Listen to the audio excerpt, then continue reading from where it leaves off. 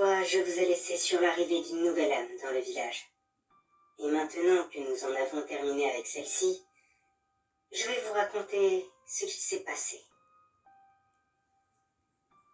La nouvelle âme venait d'arriver, brisant ainsi la quiétude du village et de mon esprit, et je m'empressai alors de rejoindre la cauchemardesque dans la bibliothèque, pour y inspecter l'âme avant de potentiellement la torturer.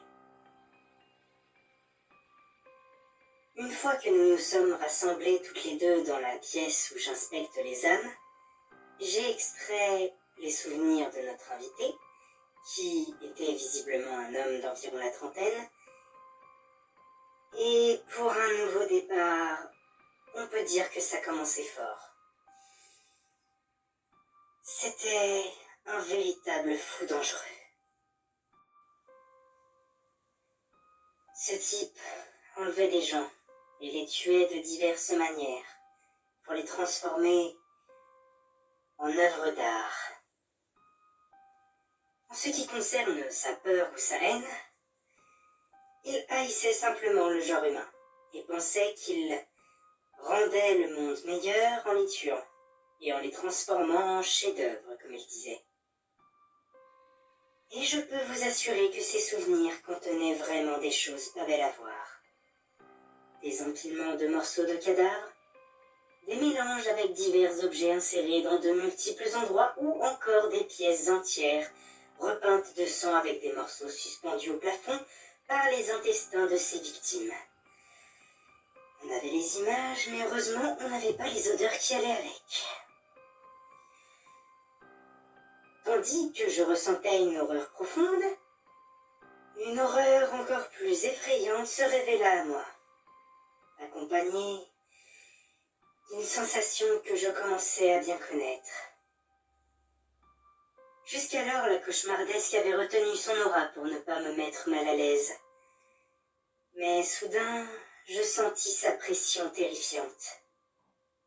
Et quand je vis son visage, c'est là que je compris enfin l'horreur qu'elle représentait. Elle regardait fixement l'âme du sale type dont nous inspections les souvenirs. Et elle affichait une expression que je n'avais alors jamais vue chez elle.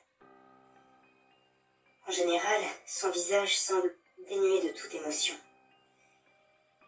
Et en cet instant, elle avait un large sourire, avec la bouche entr'ouverte dégoulinante de salive, et avec des dents si larges et pointues que je me demandais bien comment elle pouvait même fermer la bouche avec pareille dentition.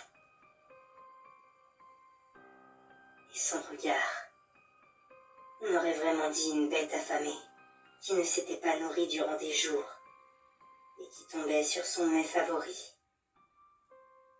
Mais elle se rendit vite compte de la terreur qui devait se lire dans mon regard, et du malaise que je ressentais, dû à son aura qui était libérée à plein régime. Car elle retrouva instantanément son inexpressivité habituelle, et l'atmosphère devint bien plus supportable. Puis elle s'excusa et me demanda comment je pensais procéder avec la raclure qui nous faisait face. Et j'avoue que j'étais un peu perdue. Ça faisait si longtemps que je n'avais pas puni d'âme. J'avais un peu peur d'avoir perdu la main. Et quand je lui ai fait part de cette crainte, elle m'a répondu « C'est comme le vélo, ça ne s'oublie pas. » Ce à quoi je lui ai rétorqué que nous n'avions jamais fait de vélo. Puis elle conclut par un « Tu as compris l'idée ». Suite à ça, nous avons discuté de comment nous allions nous occuper de lui, jusqu'à tomber d'accord. Et il est maintenant temps de vous raconter ce que nous lui avons fait subir. Nous l'avons donc envoyé dans une copie conforme de sa vie, avec tous ses souvenirs, car nous nous sommes dit que son désespoir serait plus grand lorsqu'il passerait du chasseur se sentant invincible à la proie faible et sans défense. Puis nous l'avons laissé vivre sa routine habituelle, le classique métro, boulot, dodo. Ce sale type travaillait dans un magasin de fournitures pour beaux-arts et loisirs créatifs, à se demander comment la police n'a jamais fait pour le coincer. Enfin. La majeure partie du temps, il se comportait comme un citoyen lambda. Mais, durant ses congés, il était prêt à faire plusieurs centaines de kilomètres pour faire ses vacances artistiques, comme il les appelait. Bien évidemment, nous n'avions pas de temps à perdre, et nous l'avons fait commencer son cauchemar à 1 semaine de ses vacances, où après le travail, il préparait ses affaires, dont, bien évidemment, entre autres, les outils et fournitures qui pourraient lui servir pour sa prochaine œuvre. Puis vint le moment de partir. Comme prévu, il prit une chambre d'hôtel dans une ville à plusieurs centaines de kilomètres de la sienne. Il avait pris 2 semaines de congé et, durant ces 2 semaines, il avait un programme bien précis. La première semaine était prévue pour la planification. Il devait trouver le lieu, la victime et préparer le terrain pour la 2e semaine, qui serait la semaine où il passerait à l'action. Puis, il profiterait de son activité macabre avant de partir, après avoir effacé le plus de traces possible, bien évidemment. Et donc, c'est ce qu'il fit.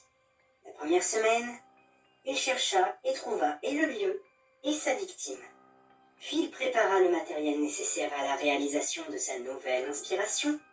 Et une fois la semaine et tous les préparatifs terminés, il enleva sa victime et l'emmena dans le lieu prévu. La 2e semaine commença alors dans un ancien bâtiment abandonné, qui servait à la base à la fabrication de vêtements en tissu.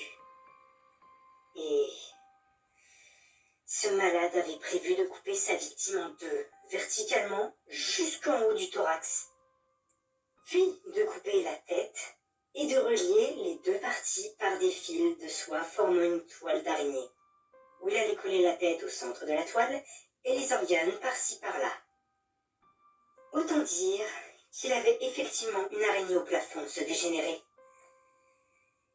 Et donc, le terrible moment arriva, où il enleva le sac de la tête de sa victime, qui était une jeune femme, puis il démarra un monologue sur pourquoi il l'avait emmenée ici et sur son processus créatif, alors que la femme était attachée et bâillonnée. Si j'avais pu, je l'aurais fait taire pour qu'il arrête de m'assommer avec ses histoires stupides. Mais la cauchemardesque m'a fait promettre de ne rien faire. Alors, j'ai laissé les choses se faire et j'ai assisté à ce carnage. J'avais vraiment mal pour la pauvre victime qui se faisait couper en 2 sous mes yeux. Mais je savais que la cauchemardesque n'allait pas tarder à faire son entrée, pour se venger de ce pauvre type. Mais en attendant, l'homme avait attaché et relié les 2 parties du corps, et je commençais à me demander quand ma chère partenaire allait se décider à agir. Et alors que le tueur allait coller la tête de sa victime sur le centre de la toile, la tête en question se mit à cracher de sa bouche de véritables toiles d'araignée, et en quantité, faisant hurler de terreur celui qui la tenait. Je fus moi-même surprise et je sursauta quand ça arriva.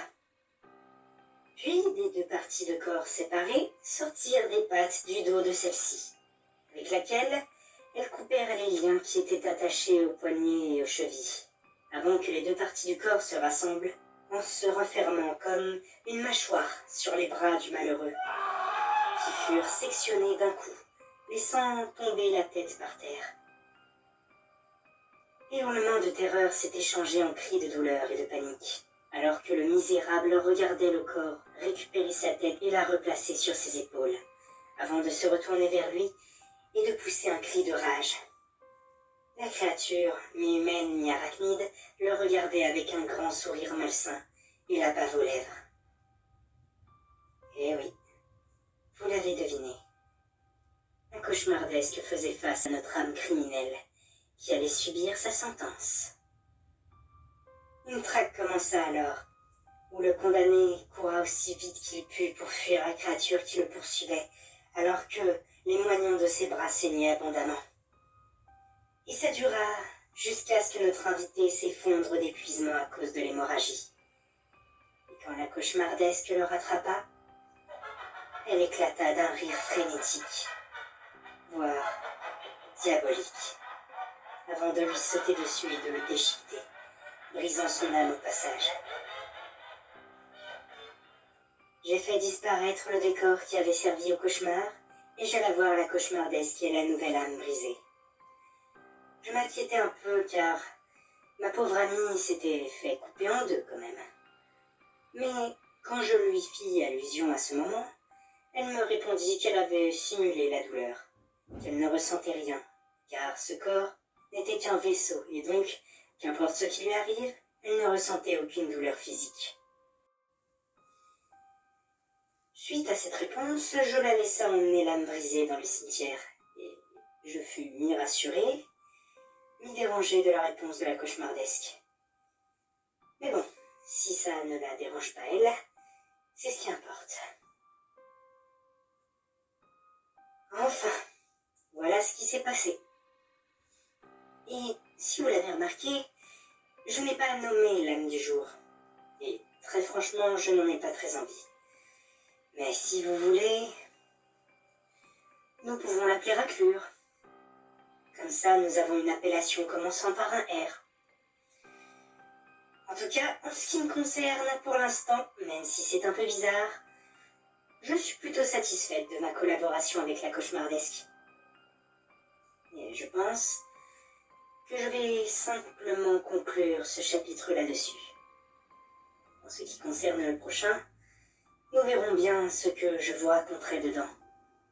Soit une histoire du passé, soit, qui sait, je parlerai peut-être encore de la prochaine âme qui arrivera dans le village.